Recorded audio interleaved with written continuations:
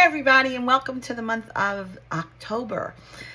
All the leaves are getting crunchy all around us. They're starting to fall down on the ground, and I'm still clinging to wearing my open-toed shoes and haven't succumbed to putting on closed furry shoes yet. Although I have to say I've changed my blankets and it's getting a little crisp outside. I can see Cooper outside sticking his nose up in the air, feeling that Christmas in the air in the morning. And the grass is starting to get a little crunchy when I get out in the morning. And we talked about September being this like transition time. And in the East Coast, you can really feel that transitioning happening now. But I really feel like October is this sense that we took the time to transition, and now in October we should get up and run. And whenever I get that energy of feeling like I'm supposed to be moving quickly, I always stop myself and remember that when you move too quickly, you don't see everything that's right in front of you sometimes. And it's interesting because the card that I pulled is this one. And really it reminds me about this balance that we should have about doing and then not doing, about allowing and not allowing, about really being in the divine feminine and in divine masculine, having both as something that we can anchor into and not leaning more to one side or into the other side. And it's tricky business.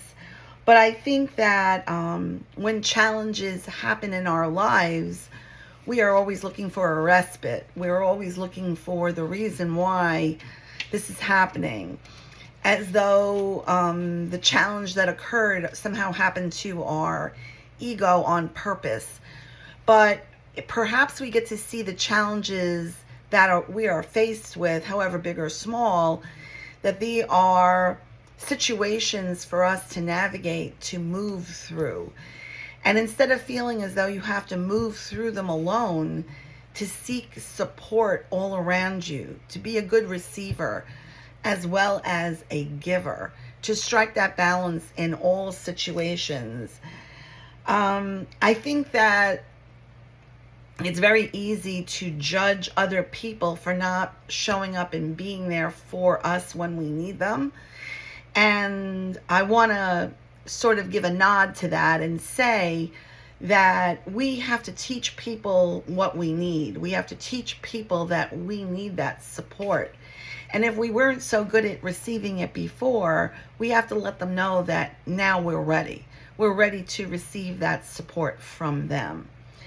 And I think in terms of relationships, it's about being forgiving for who people show up as.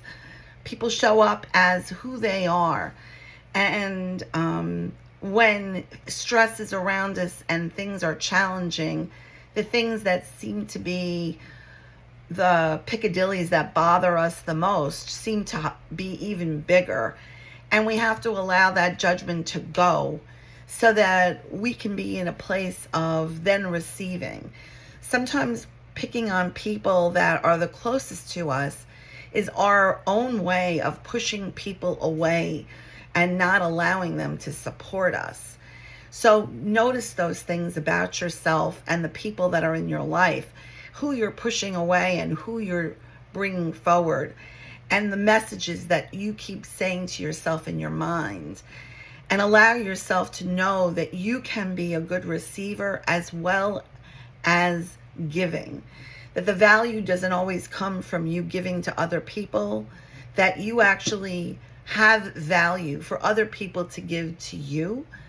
And the same feelings of importance and value within yourself that you give when you give someone else something, they feel when they can give to you. So give people the opportunity to show up for you, and let October be a month that flourishes and allows you to see all your value.